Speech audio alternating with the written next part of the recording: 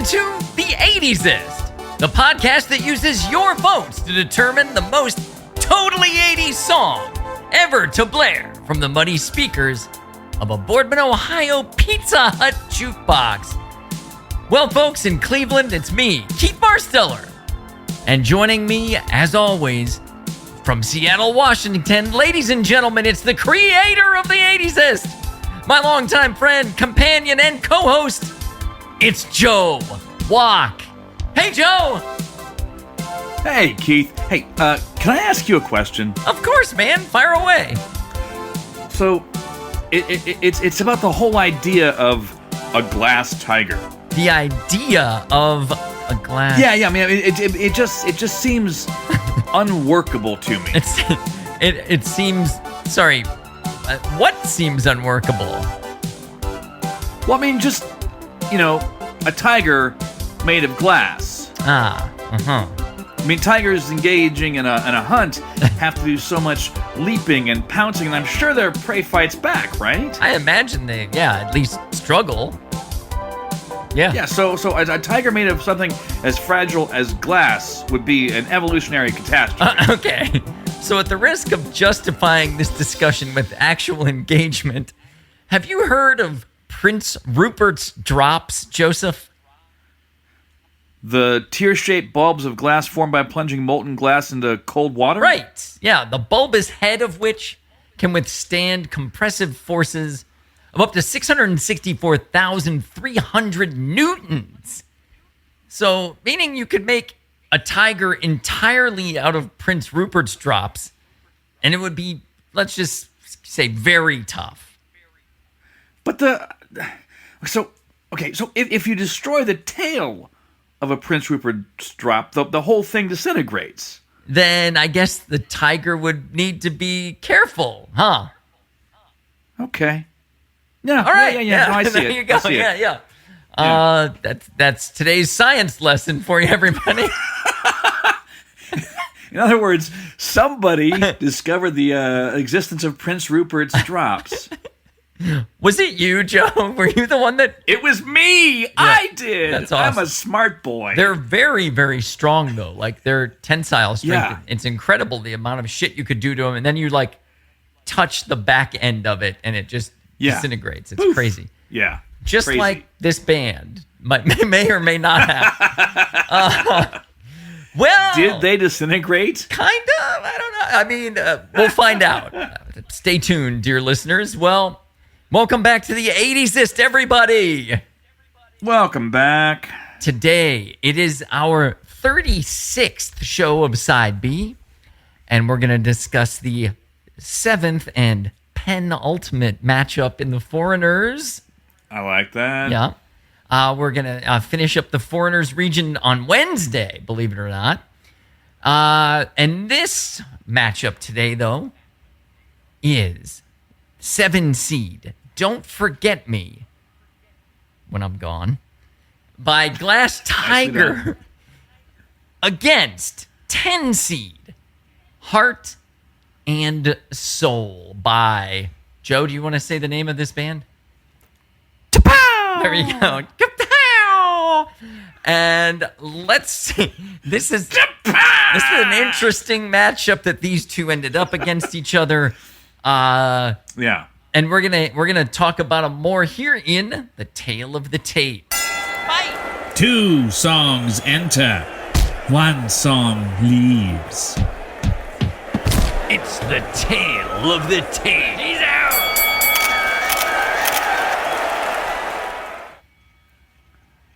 All right. Number 7 seed, Don't Forget Me When I'm Gone, is from the album The Thin Red Line by Canadian rock band Glass Tiger. The song, featuring glorious background vocals by Canadian superstar Bryan Adams, was released as a single in the U.S. during the summer of 1986. It reached number 2 on the Billboard Hot 100 and stayed in the Hot 100 for 20 weeks. Yeah, wow. In 2023, Glass Tiger was inducted into Canada's Walk of Fame. I threw that one in there because nobody knows what the fuck that means, but I just thought it would be kind of another way to poke fun at our neighbor to the north. Like, oh, they have a walk of fame. Like, that's a real thing. Right? You've never heard of it. It's a street in Ontario, and That's it. you walk down it, and there's about 8, stretches of sidewalk that have, little plaques, just eight of them. That's right. Exactly. For the 8 most famous Canadians. That's right. So it's got to be something like that. I really should have looked it up. Something like that. But anyway, the challenger in this corner, underdog 10 seed, Heart and Soul, is from the album Bridge of Spies by English pop group T'Pow. Now that's T'Pow! Yeah, for those of you who maybe have never seen this, maybe are younger folks who are listening to this, meaning younger, I mean 40s. T'Pow is capital T apostrophe capital P A-U. T'Pow. And T'Pow! Anyway, this song, Heart and Soul, was released. T'Pow! This song was released as a single on April 20th. Hey, 420. 1987. Nice. 1987. So it reached number 4 on the Billboard Hot 100. But I don't really have a whole lot else in terms of honors or whatever that came down for that one. So looks like Glass Tiger wins the tail of the tape. But let's find out how it does with our listening audience. So, Joe, I'm going to play some Don't Forget Me till when I'm gone. Till I'm gone.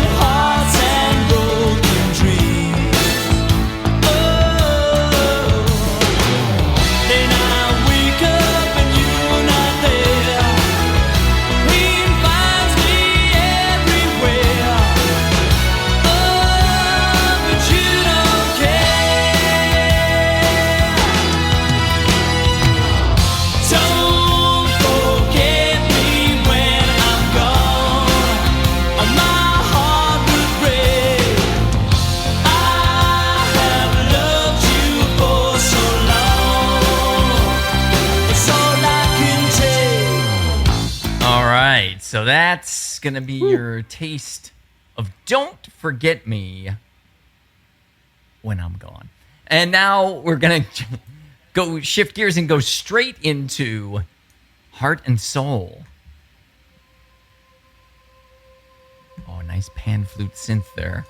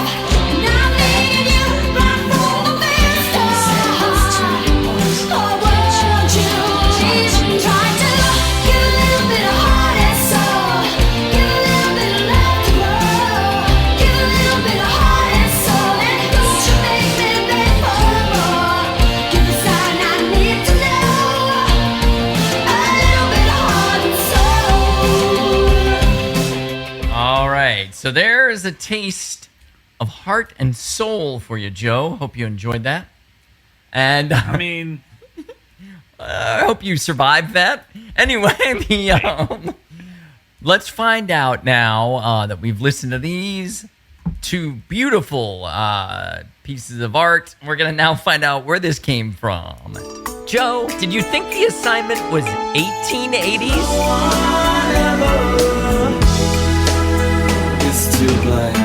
Keith, I have to seriously question your level of taste here. And it once again is time to question my level of taste. Joe, take it away. Number 7 seed, Don't Forget Me When I'm Gone, comes in at 77 points. 65 of them from me because I didn't put this on my list at all. Keith, you had this at number 12, meaning this is your responsibility, 100. Oh, no. Well, that's okay, Joe, because I've got 10 seed Heart and Soul here with 82 points. And 65 of those are from you. Oh, wait, that doesn't help my case at all. That means Not at all. That means you didn't rank this one either, and that 17 of these points are mine, meaning that this is also 100% my responsibility. So That's right. it's exactly like having two of your children and having to choose which one of them lives. It's a real Sophia's... Wait. Anyway, so that's why they're here. Joe, let's talk about these two songs and how we feel about them. Okay. Don't Forget Me When I'm Gone. Where do you come out on this one? I don't like it. How about you? I don't like it. I don't love Don't Forget Me When I'm Gone, but there is something super 80s about it to me, which is why I picked it. Yeah. But I also wouldn't turn it off. Like if it was on, I would sing along with it, but I probably... I can see, yeah. A while back you said about a certain songs, when you hear them once, you have to hear them again. This would be a song that if I heard it once, I would mandate that I not immediately hear it again. Right. If it played a second time, then you would turn it off. Then I would be like, no. So it's just across the border, I guess, into a very mild like for me. Okay. Yeah, but what about Heart and Soul? Heart and Soul is a little bit better for me of a song, but I don't love it. But it is it's a like for me. How about you? I mean, it's all right. It's okay. I'm not gonna necessarily turn it off, but I'm definitely not gonna seek it out. Is it better for you than Glass Tiger's song? Yeah, a little bit. Yeah, I guess. More or less. Okay. A little bit. All right. Well, there you go. That's what we're very non-committal about these songs. There's not a ton of bile for either. What I'm saying is that no, this is our first kind of meh-pisode. Yeah. Okay, that's fair. Yeah.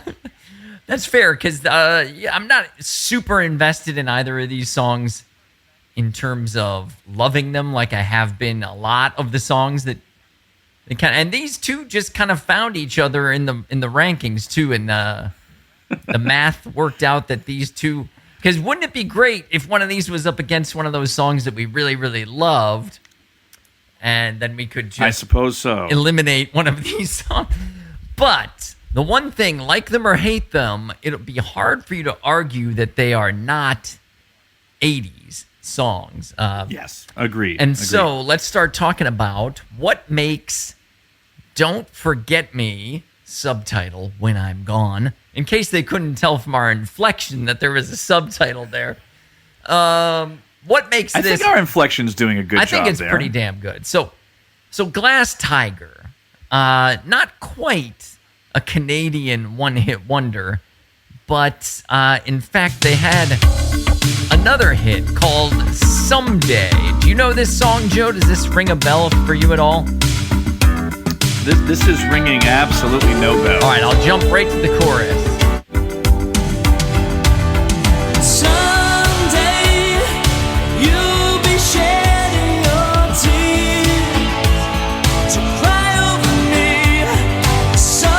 Nothing? No. All right. Anyway, so that's Someday. That was a top 40, I think even a top 10 hit for Glass Tiger in the same album, Thin Red Line, and it was a follow-up hit for them. Not as big, but it was a definite known 80s song, as to me, I should say. Did not make it on Joe's radar. Did Don't Forget Me When I'm Gone make it to your radar at the time that it was out?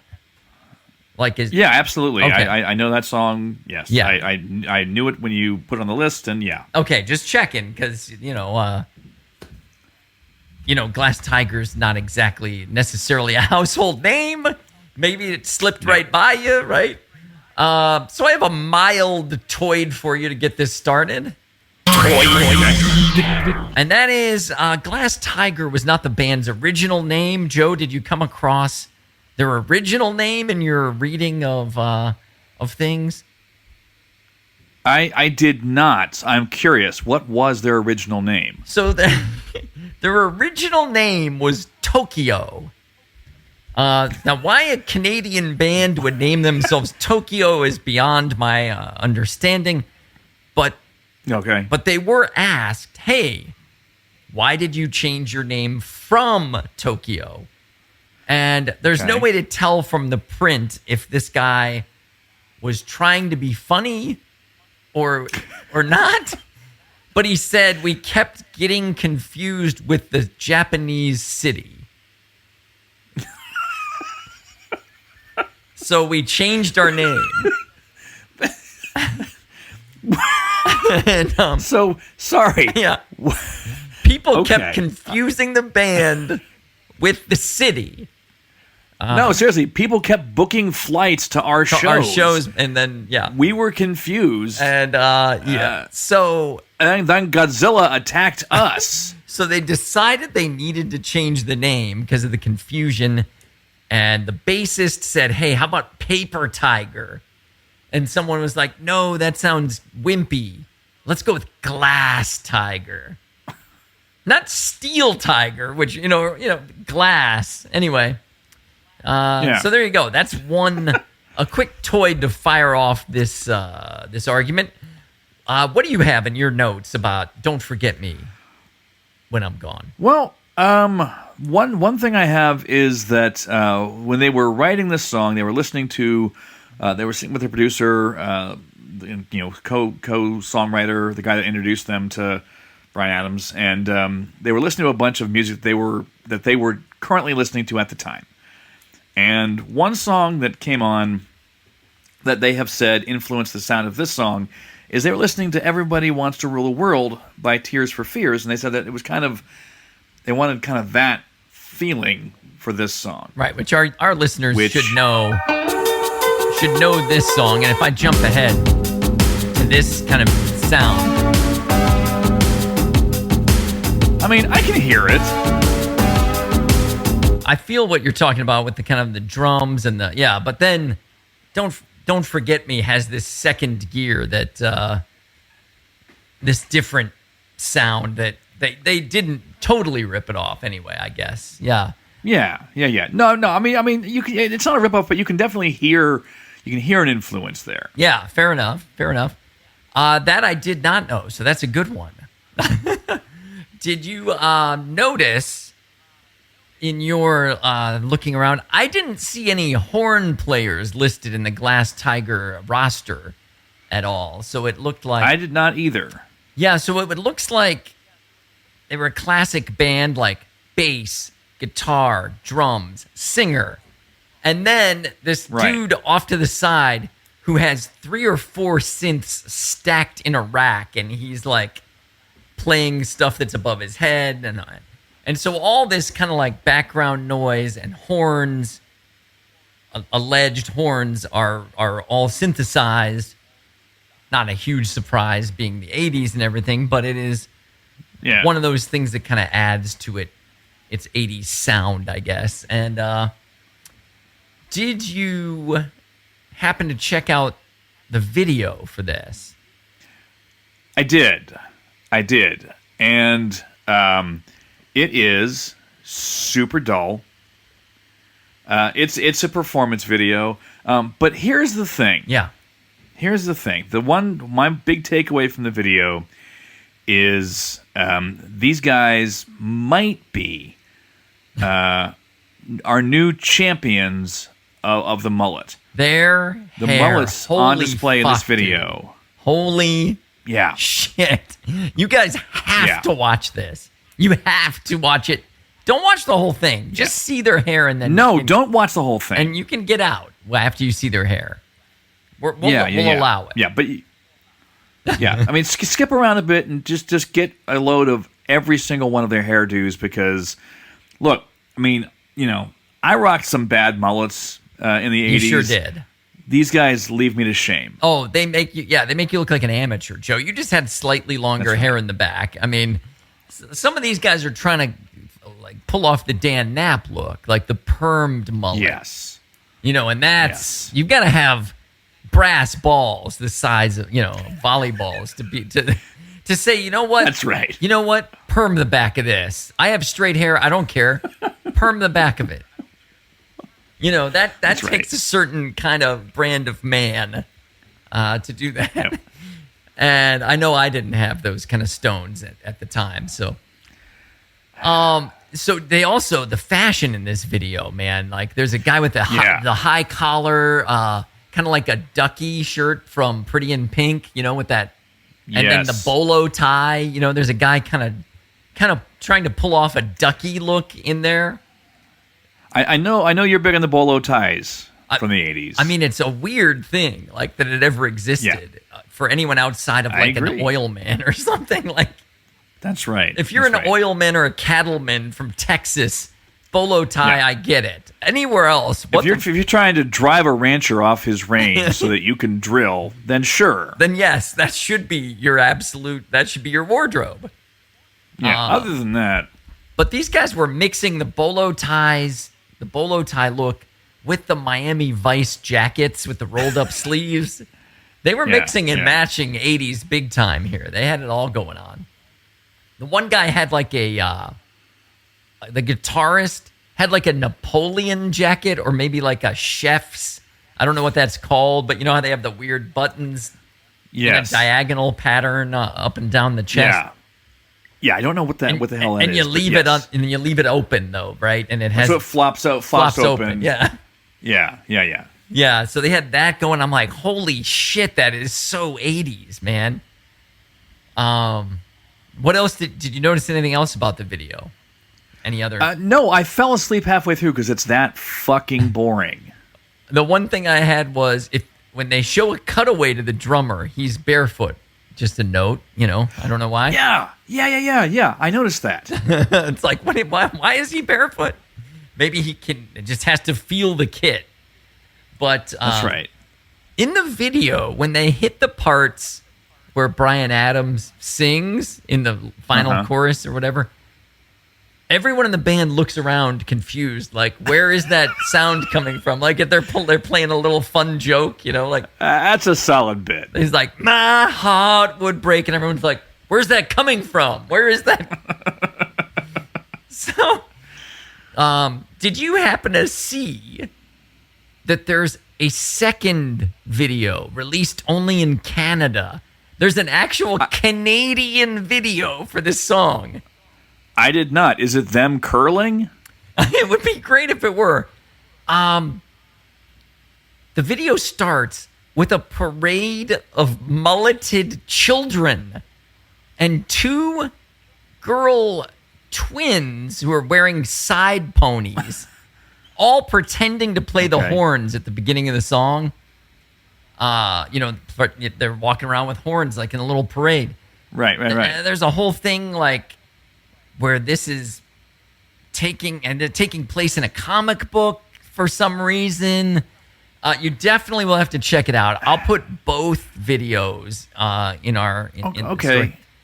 And then that sounds like a much more interesting video. This one band member who has already got a really awful mullet in the American video he dyes his mullet 2 tones. 1 tone in the top, 1 for the back. Wow. 2 two-tone mullet. I've never seen it. And and then in this video, when they get to the Bryan Adams part, they've got a kid, like a 12-year-old boy, dressed up like Bryan Adams, who lip syncs it. Like he lip syncs it convincingly. My heart would break. It's fucking great. It's so much better than the other. So why did they bother releasing a shitty, boring American video? I don't know. And then there's like a weird wedding taking place, and the camera is the bride. Like, oh, wow. Kind of like that other weird video we saw like a couple weeks ago with the camera became a character, was chasing the guy around the studio. Anyway, so I gotta post that one as well, the Canadian video. I would love for you to see it. I should have. I will seek that one out. I'm sorry I didn't. I should have shot it over to you. I only noticed it because it was like, I went to watch the video and like 7 layers down or results down, Canadian video, it said. And I was like, what? Now, unfortunately, the reason I didn't tell you about it sooner is because I saw it about a half hour before the show started here. So I didn't even, all right. So anyway, the Canadian video is so great, man. It's so bad. It's also terrible, but it's more interesting terrible than the first video. It would have to be more interesting because this video was not the least little bit interesting. No, it's just them, pretending to play instruments and Yeah.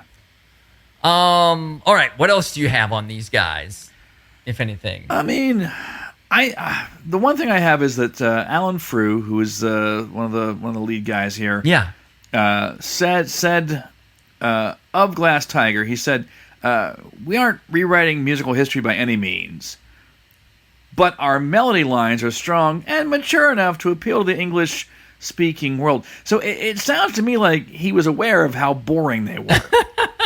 That's what that comes across to me like. Yeah, he was not the greatest front man. Like, his voice is okay, it's fine.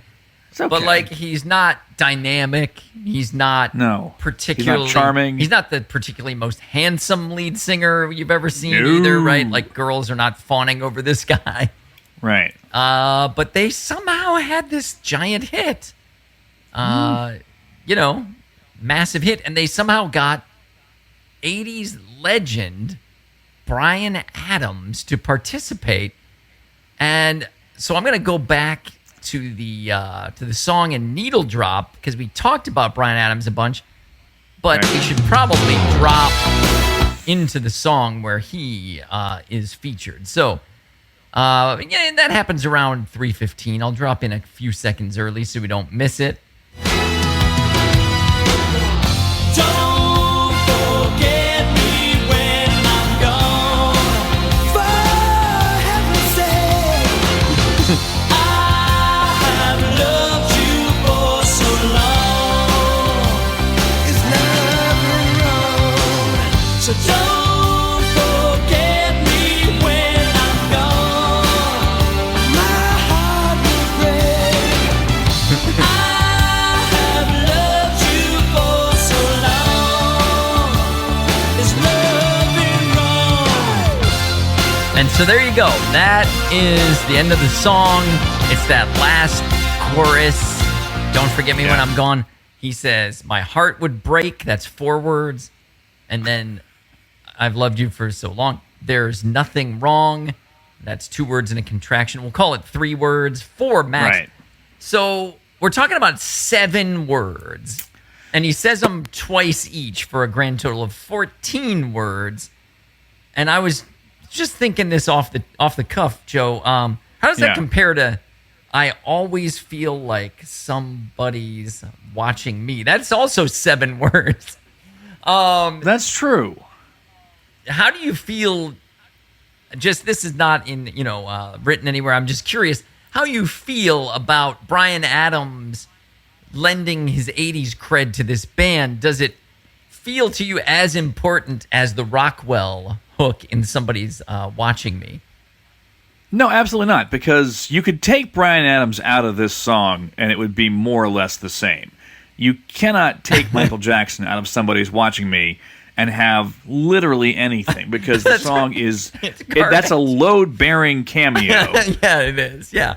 Whereas this is kind of like an extra. It's like a cherry on top, right, or it's something. Decorative. Yes, thank you, Joseph. That's the perfect word. It's a non-functional cameo. Sort of cameo. Yeah, and like you mentioned, it was because they got assigned by the record company to go work with this producer, and it happened to be Bryan Adams' creative partner, and he was like, it'll be great, really help you guys out.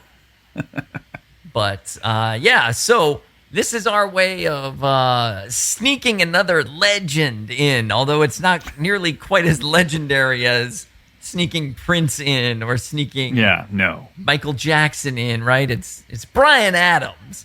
Hey, great.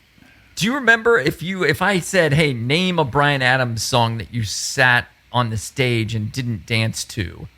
Well, I mean, Summer of '69 was not a dancing kind of song. No. Summer of '69 I was okay with. But he had those power ballads, if you know what I'm talking about. He did. Okay. Well, the ones I remember mostly from him are the ones, they would have been a little bit later, the ones like he did a bunch of movie stuff, like with other people. The movie stuff, right? But the the ones I'm Robin trying to Hood. get to are like Heaven. Oh, God damn it. Do you remember this shit? Yes. Hang on. Where is it? Here it is. Baby, you're all that I want. When you're lying here in my arms, I find it hard to believe we're in heaven. You remember that? There were definitely people making out to this one, right? At Western Reserve dances. No doubt. Yeah. And he had he had a bunch of hits, Run to You and... Right. But yeah, the stuff you're thinking about is like Everything I Do It For You. I do for you. Right. Yeah. Like that annoying... Everything I do it for you. But anyway, yeah, so Bryan Adams, folks, he's in, even though he's not really in, but... No. Thank goodness, probably. All right, so... do you have anything else to go with Don't Forget Me When I'm Gone, or shall we move on? I think we should move on. All right, well, we're coming back to, then, T'Pow. T'Pow! Now, T'Pow I consider to be a classic one-hit wonder because I have no idea of any other song of theirs. However, apparently this song we're going to listen to is called China in Your Hand. And maybe you've heard it. I have not. I'm going to just jump to what I think is a chorus here. Well, I'm going to have to guess.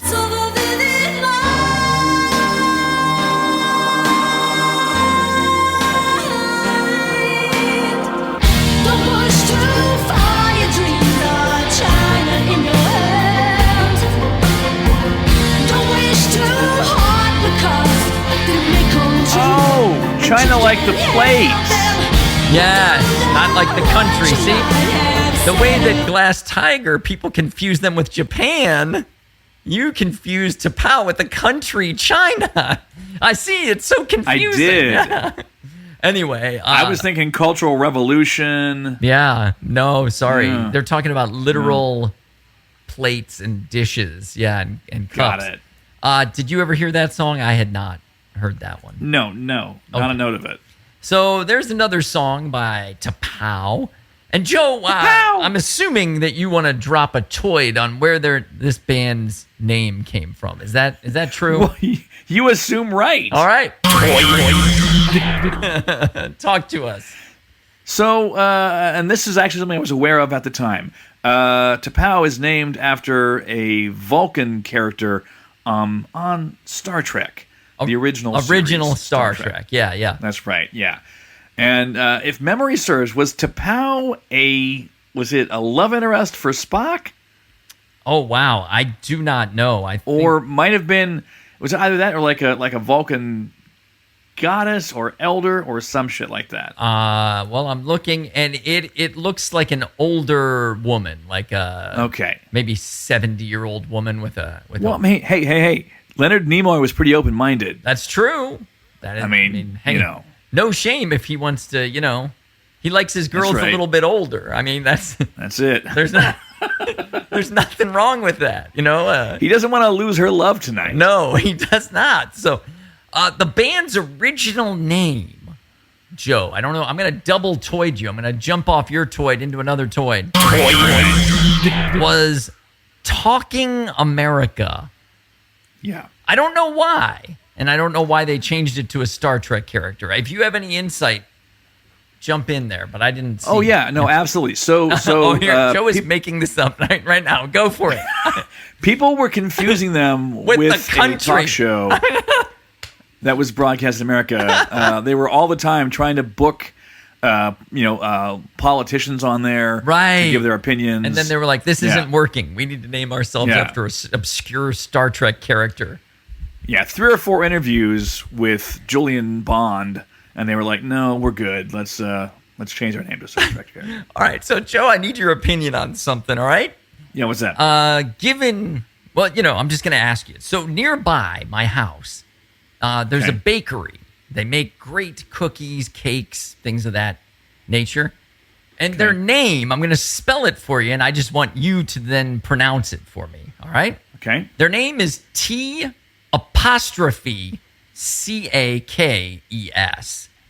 How would you say that? To cakes? I would say it to cakes. All of my friends say it tea cakes. And I'm like, what decade were you, what decade did you grow up in? It's to cakes. Come on. Yeah. Who's if with you have me? If you have a hyphen after the T? No hyphen. No, apostrophe. but if you had a hyphen, then that's tea cakes. Tea cakes. Like T-shirt. Right. Thank you, Joseph. But no. And all of my folks here in Sagamore Hills listen to the wisdom of Joseph. I didn't anchor him at all by putting this discussion right in the middle. I have never worked with Keith on this subject before. But yeah, it's when you cakes. get to pow, it's to cakes. And to cakes. Anyway, I haven't asked the owner yet. But I will endeavor next time I go in there to say, are you familiar with Tapao? Is that why you named your bakery To Cakes? And anyway, I assume the owner's name starts with a T, maybe? Who knows? Doesn't matter. Anyway, I wanted to throw that in there for any Sagamoreans. It's not the worst name for a retail food establishment that I've heard. It's not the best. That honor goes to A Taste of Seafood. Yeah. Yikes. I mean, it sounds a little fishy. So let's chat about this song, Joe. Yes, let's. Originally, the first time I ever heard this, I assumed there were 2 singers in this band. As well, you might. Turns out there aren't. Right? Is she? That's right. She recorded this. The way they recorded it, they recorded her on 2 tracks, played them simultaneously, which they have said makes this song pretty much impossible to do live. Right. As it is. Right. I believe she has written like a hybrid version of the song. It's a simplified version in which she does the rap and then she sings. Yeah. And so that brings up what you just said, brings up that spoken part. And it's been a minute since we played it. Let me bust this back open here, and I'll jump ahead to her. The shadow of a lover goes dancing by, looking for a little bit of love to grow. So give me love, give me heart and soul. So that part is what we're talking about. Yeah. Which she is referred to as a rap. Yeah. Did you see the thing that I have seen where in 2016, this lady's name is Carol Decker, right? Right. And that she tweeted in 2016 to somebody, go listen to Heart and Soul and you'll see that I invented rap. With no hint of irony. She was like, 1980, what did we say this came out? 87 or something? Was it 7? Yeah, 87. So she said, Yeah. go back, listen to Heart and Soul. You'll see I invented rap. Let me cross to the other side now. Tied to the hole that you were somehow. Hard on the heels of something more. When I lost your love, heart and soul. Tupac is turning over in his grave. Alleged grave, Sorry, He might still would be be alive. turning over in his grave if he was dead. Yeah. Right, same with Biggie. Right. But both are still alive. Anyway, Right. so I don't know if it's really liberal use of the word rap to call that a rap. Yeah. But hilariously, as I worked down the thread, somebody either taking the piss or being completely serious, it's hard to tell with the way people can't write, said, no, you didn't do it. West End Girls is the first rap. And I'm like, wow. And okay, yes, they are kind of talking rhythmically, Yeah. to a beat, which I guess is what rap is. She seems like she's more singing that to me, though. There's notes in there, but Yeah. No. I mean, she's doing like a Rex Harrison from My Fair Lady. oh, you lost me on that. But how How about is it like a William Shatner? Singing. Is it like a Shatner? Yeah. doing Yeah. God, what did Shatner's famous for? Like singing singing Rocket Man, if you've ever heard that. She packed my have. bags last night, pre-flight.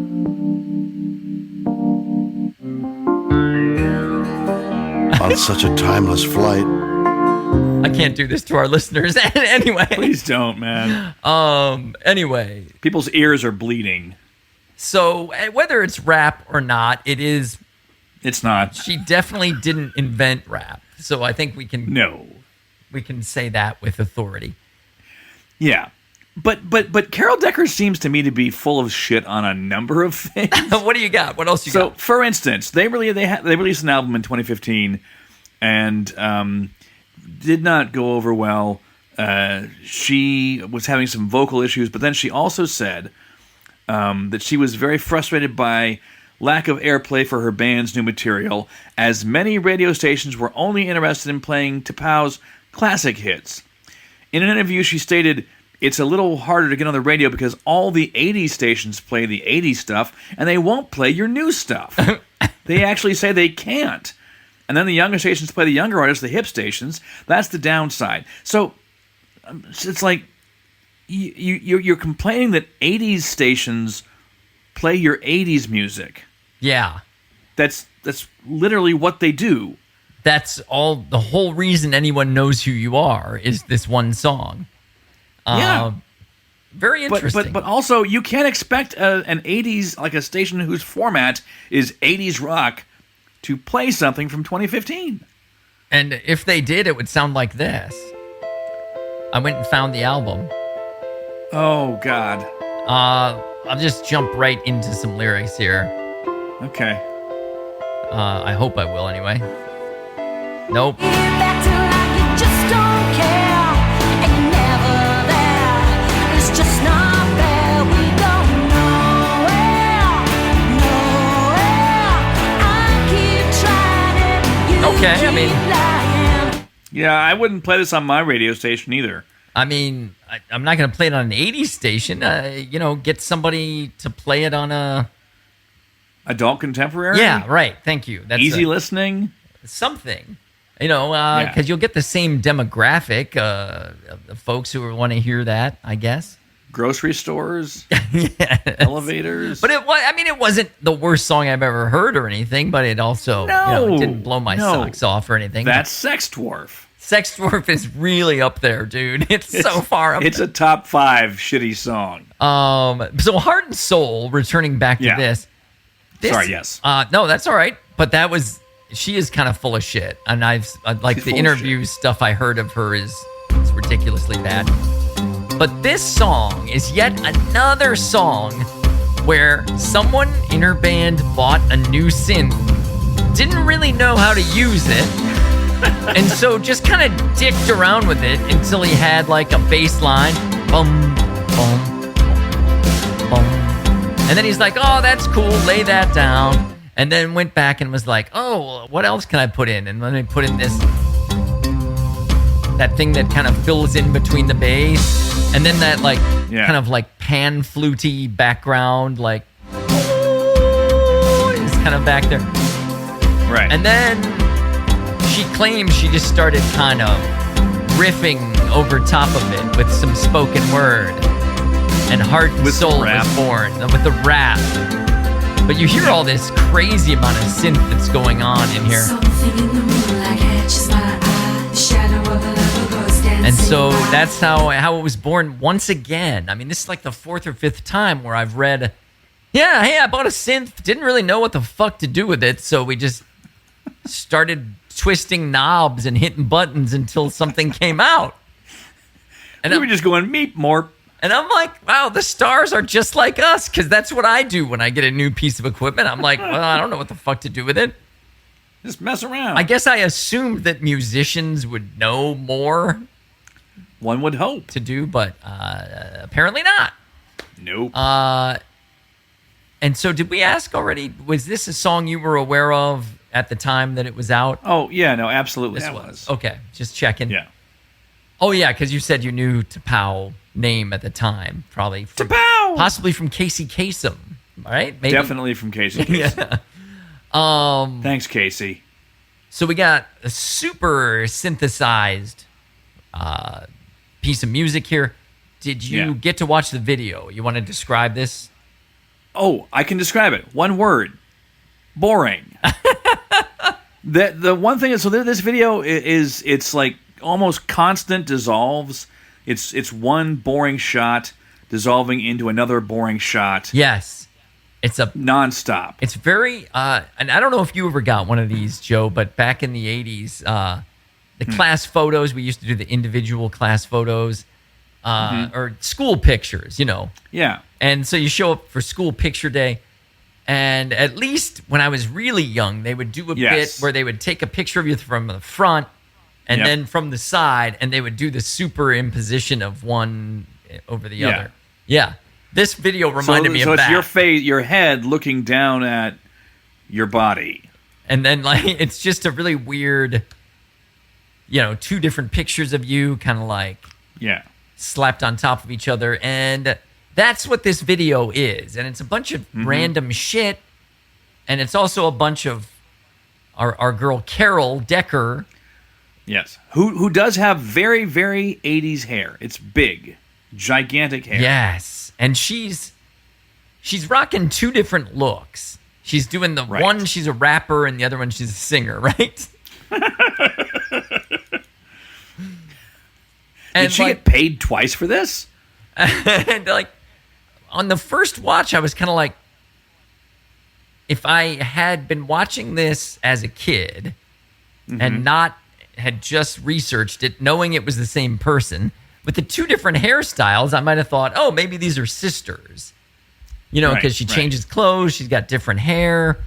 She has those earrings in the one shot where her hair is pulled back. Right. Yeah, these big, weird-looking earrings. And she's got this giant, like, band jacket in the one take, like a Michael Jackson kind of style. Yeah. Like she's in a marching band or something. Maybe she is. Maybe she's not only a rapper and a singer, but also plays trombone. Yeah, but it's very 80s if you're going to, if you're copying Michael Jackson, or if that's just the style. And her hair, it's ginormous hair. Aquanetted to the extreme. And when they do these superimpositions or these dissolves that you were talking about, they kind of tint them.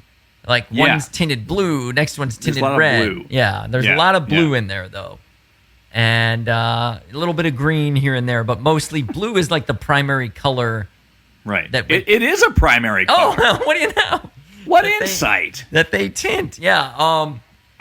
And so, yes, this video, I had never seen it before either. And so I didn't know what this lady even looked like. First, I thought it was two women. Then it turns out it's one. And then I didn't know what she looked like.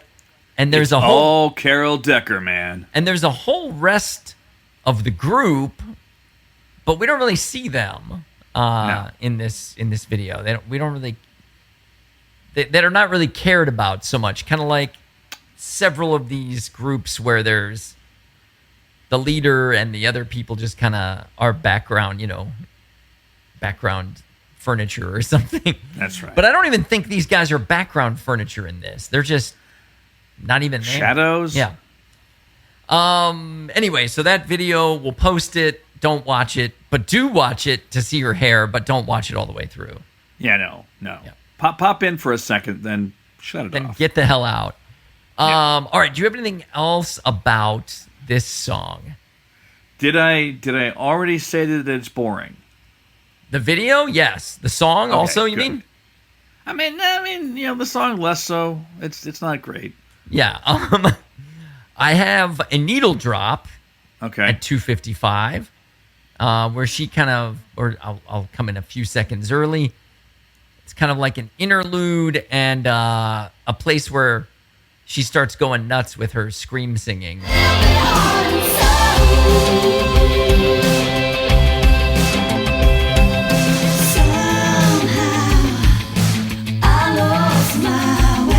So much vocal processing, Yeah. by the way. 80s Hallmark. Here it comes.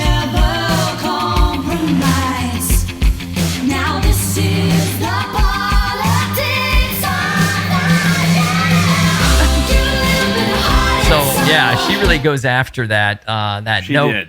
But her voice is doubled and maybe tripled in this, which is Now this is the politics of life. so yeah, she really, really can't do that part in concert. Like Right. But anyway, that's Heart and Soul. If you have anything else to say it now or forever hold your peace. I've got not another thing, man. I'm all good. All right. Well, these two songs have entered, and now only one will exit. And I honestly did not know coming in which one I was going to pick on this one. Yeah, same. But I'm going first because our favorite is an odd number 7 seed. Don't Forget Me When I'm Gone. Our second 80s song to have Don't and Forget and Me and a subtitle. But it doesn't share a lot with Don't You Forget About Me. But anyway, No. I'll tell you what, Joe. There's some things. I think that the hair, the fashion, and the presence of Bryan Adams is going to push Glass Tiger over the top for me. I'm voting Don't Forget Me when I'm gone. Okay. What about you, Joe? Because this could Well, go either way. Like you, I honestly came in with my mind nowhere near made up. Neither one of these are like my favorite songs in the world, but beyond that, they both have about the same amount of 80s-ness.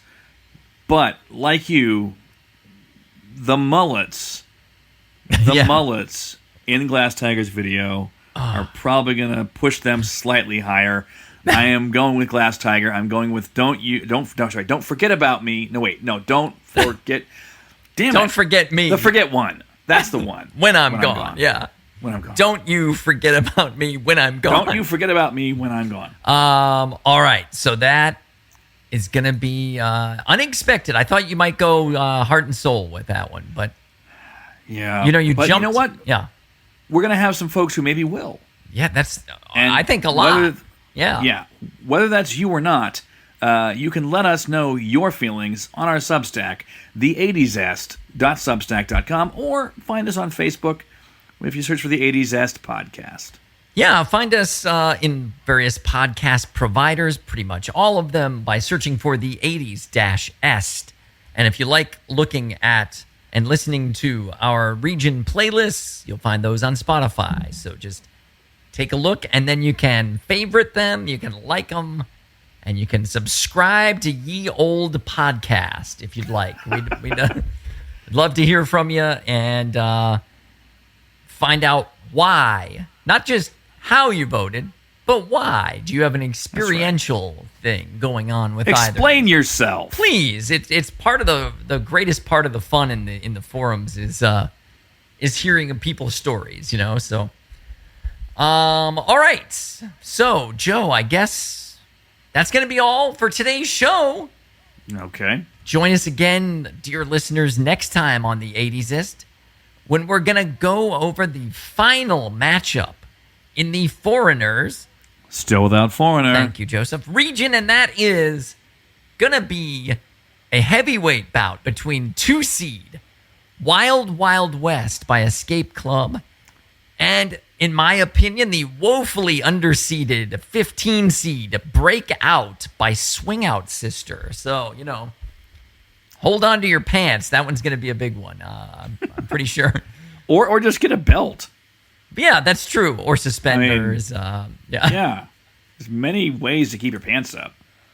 Until then, on behalf of Joe Walk, this is Keith Marsteller saying, hey, Joe, if you and I were ever to play two female cops making their way in the hard scrabble Midtown South District, who do you think would play whom?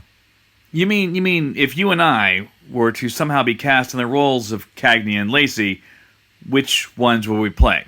Yeah. This has been on my mind for months. I'm obsessed with it, but Wow. I guess I want to hear what you think.